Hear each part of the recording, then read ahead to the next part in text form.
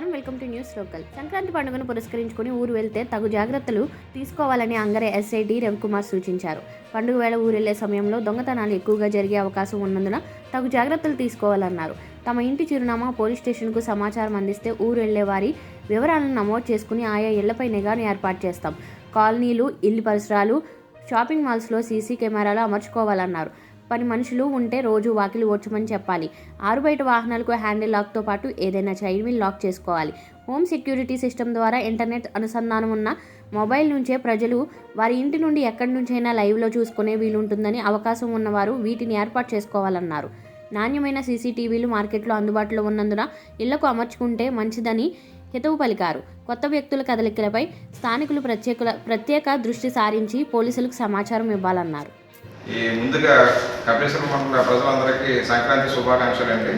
ఈ సంక్రాంతిని పురస్కరించుకుంటే ఈ కపిలేశ్వరం మండల ప్రజలు ఏదైనా కోడి పందాలు కానీ, గుండాలు కానీ, పేకర్లు కానీ, అశ్విని ముత్యాలు కానీ ఏవైనా చేస్తే వాళ్ళ మీద చట్టపరమైన చర్యలు తీసుకునబడతాయి.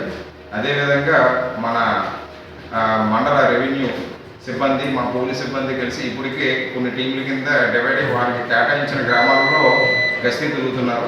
ఎవరైనా కోడి పందాలు, పేకర్లు గట్రా ఆడితే వాళ్ళ మీద తప్పకుండా కఠినమైన చర్యలు తీసుకుంటాం. ఇప్పటికే పాత కోడి పందాలు, పేకర్లో ఉన్న వారిని దగ్గర 48 మంది దాకా ఇప్పటి వరకు బైండ్ ఓవర్ చేసాం ఎంఆర్ఓ దగ్గర.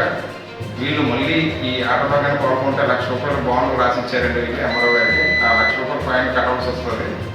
అదేవిధంగా మీరు ఈ కోడి పందాలకి సహకరించి బలులు కానీ ఇస్తే ఆ బలులు ఉన్న స్థలం ఓనర్ను కూడా మేము కఠినమైన చర్యలు తీసుకుంటామని తెలియజేస్తున్నామండి.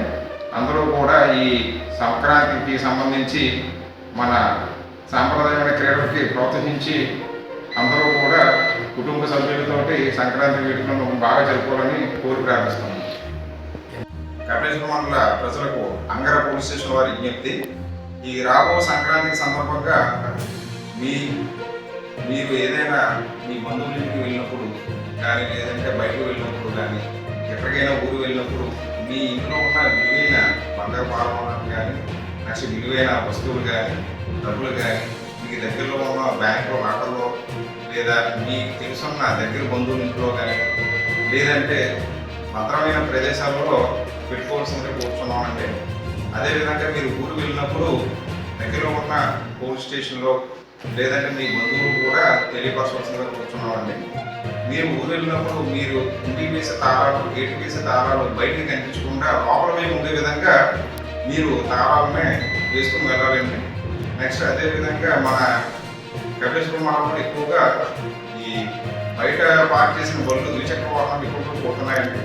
అందువల్ల మీరు ఏం చేయాలంటే ఈ బండికి ఎదర చక్రానికి స్టెమ్ లాక్ అనేది వేసుకోవడం వల్ల ఈ దొంగతనం చేసే దొంగల పైన ఈ లాక్ ఓపెన్ చేసిన ఈ స్టెమ్ లాక్ అనేది రాకుండా ఉంటుంది.